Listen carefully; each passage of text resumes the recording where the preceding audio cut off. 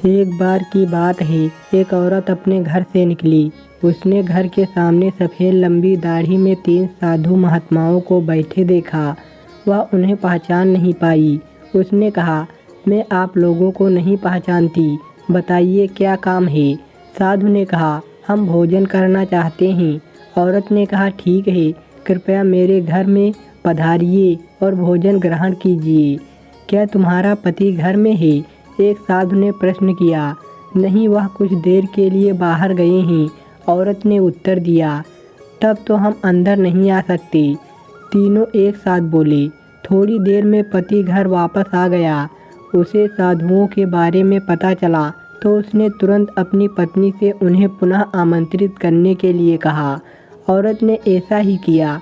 वह साधु के समक्ष गई और बोली, जी अब मेरे पति वापस आ गए हैं, कृपया आप लोग घर में प्रवेश करिए। साधु बोले, हम किसी घर में एक साथ प्रवेश नहीं करते, ऐसा क्यों है? औरत ने अचरज से पूछा।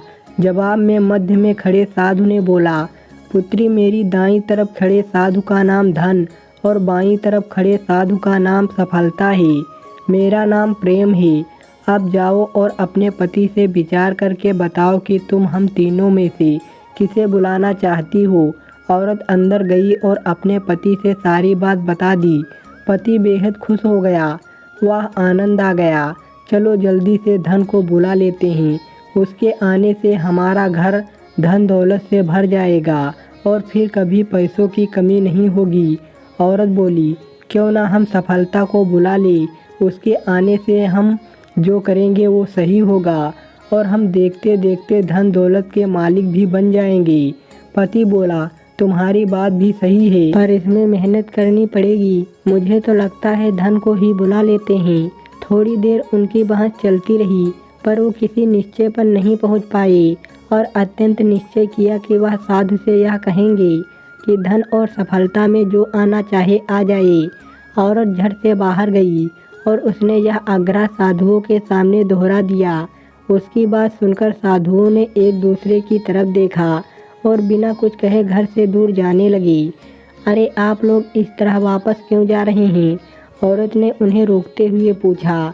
पुत्री, दरअसल हम तीनों साधु इसी तरह द्वार द्वार जाते हैं और हर घर में प्रवेश करने का प्रयास करते हैं।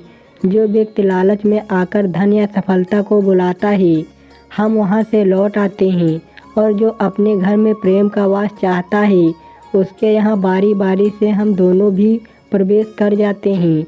इसीलिए इतना याद रखना कि प्रेम जहाँ है वहाँ धन और सफलता की कमी नहीं होती।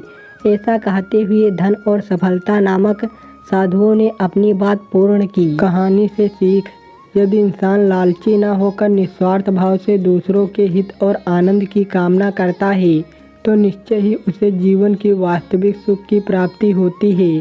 सच्चा सुख आनंद में ही मिलता है।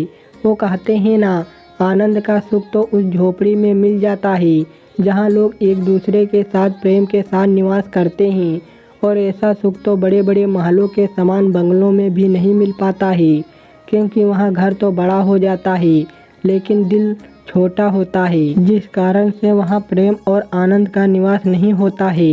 दोस्तों, कहानी पसंद आई हो तो वीडियो को लाइक करें, शेयर करें। धन्यवाद दोस्तों।